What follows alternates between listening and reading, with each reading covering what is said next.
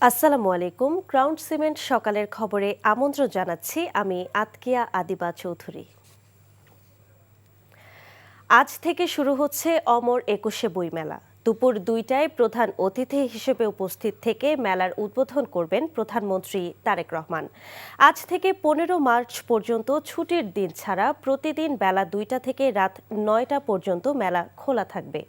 ছুটির দিনে মেলা চলবে বেলা ১১টা থেকে রাত ৯টা পর্যন্ত।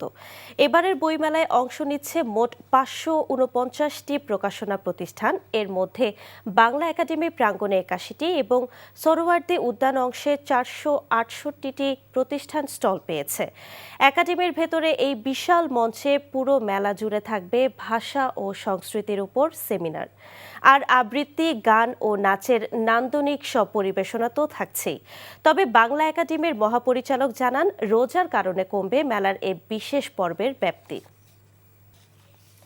জাহাঙ্গীরনগর বিশ্ববিদ্যালয়ের এক ছাত্রীকে বাসায় ডেকে নিয়ে নির্যাতন ও ধর্ষণের অভিযোগে মামলা দায়ের করা হয়েছে। ভুক্তভোগী ওই শিক্ষার্থী বর্তমানে রাজধানীর সোহরাওয়ার্দী মেডিকেল কলেজ হাসপাতালে চিকিৎসাধীন রয়েছে। এ ঘটনায় অভিযুক্ত জাহাঙ্গীরনগর বিশ্ববিদ্যালয়ের শিক্ষার্থী এস.এম. তারিকুল ইসলাম পলাতক রয়েছে। তাকে গ্রেফতারের চেষ্টা চালাচ্ছে পুলিশ। বলেন, ভুক্তভোগী ওই শিক্ষার্থী জাতীয় জরুরি সেবা নম্বরে কল করে পুলিশের সহযোগিতা চান। পরে তাকে উদ্ধার করে হাসপাতালে পাঠানো হয় এবং তিনি নিজেই বাদী হয়ে মামলাটি করেছেন। মামলায় ওই ছাত্রী তাকে ধর্ষণ ও শারীরিক নির্যাতনের বিষয় উল্লেখ করেছে।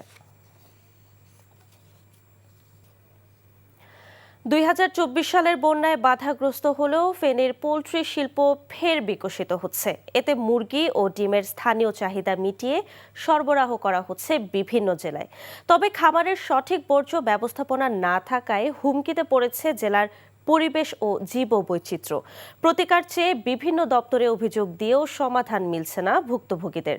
ফেনী থেকে তোফায়েল আহমদের পাঠানো রিপোর্ট। ফেনীর সোনাগাজী উপজেলার চর এলাহি গ্রামের ৭০ বছরের বৃদ্ধা মমতাজ বেগম। স্বামীহারা সংসারে পুত্রবধূ নাতি নাতনি নিয়ে বসবাস।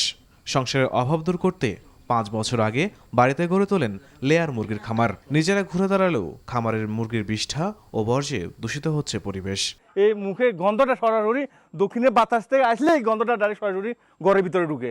অভিযোগ আছে নিয়মনীতি তোয়াক্কা না করে সোনাগাজী উপজেলার বগাদানা, আমিরাবাদ, মঙ্গলকান্দি, নবাবপুর ইউনিয়ন সহ জেলার বিভিন্ন এলাকায় অপরিকল্পিতভাবে পোল্ট্রি খামার গড়ে উঠেছে। ফলে দুর্গন্ধ সৃষ্টির পাশাপাশি পানি ও মাটি দূষিত হচ্ছে। জেলার পরিবেশ রক্ষায় প্রশাসনের দ্বারস্থ হলেও সমাধান মিলছে না বলে অভিযোগ স্থানীয়দের। এটা হচ্ছে আশেপাশে কোনো ফসলি জমিতে এখন আর ফসল হচ্ছে না। চর্মরোগ মহামারীর মতো শ্বাসকষ্ট, মনে করেন যে এলাকায় একটা দুর্বিষহ অবস্থা। পার্শ্ববর্তীর এই যে জমিনগুলো আসিল, তো এইগুলাতেও ক্ষয়ক্ষতি হচ্ছে। ওরা আমাদের কাছে অভিযোগ করছে, আমরা তো ওনাকে জানাইছি, উনি এটাকে সলভ করে দিব বলছিল। এখন তো কিছু করে নাই এখনো দেখি। জেলায় অপরিকল্পিতভাবে গড়ে ওঠা পোল্ট্রি খামারের বর্জ্য ব্যবস্থাপনা এবং বায়োগ্যাস প্লান্ট নির্মাণের পরামর্শ দিচ্ছেন প্রাণী সম্পদ অফিস। আর জেলা প্রশাসন বলছে, অবৈধভাবে খামার গড়ে ওঠার সুযোগ নেই। আমরা এই সমস্ত নিয়ম নীতিমালা না মেনে যে পোল্ট্রি ফার্মগুলো আছে তাদের তালিকা আমরা ওই কনসার্ন ডিপার্টমেন্ট থেকে নিয়ে আমরা পরিবেশ, আর এটা যদি মোবাইল কোর্টে শিডিউলভুক্ত হয় আমাদেরও যাওয়ার সুযোগ আছে।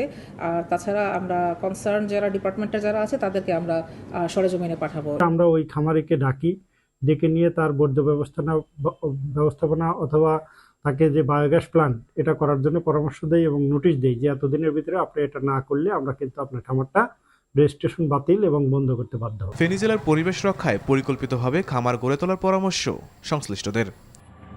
NTV news desk. সকালের খবর এইটুকুই। এই খবরের ভিডিও সহ আপডেট জানতে ভিজিট করুন এনটিভি অনলাইন www.ntvbd.com। এছাড়াও এনটিভির জনপ্রিয় সব অনুষ্ঠান ও খবরের আপডেট জানতে ভিজিট করুন আমাদের ইউটিউব ও ভেরিফাইড ফেসবুক পেজ। 12টায় মধ্যাহ্নের খবর দেখার আমন্ত্রণ রইল। ধন্যবাদ সবাইকে।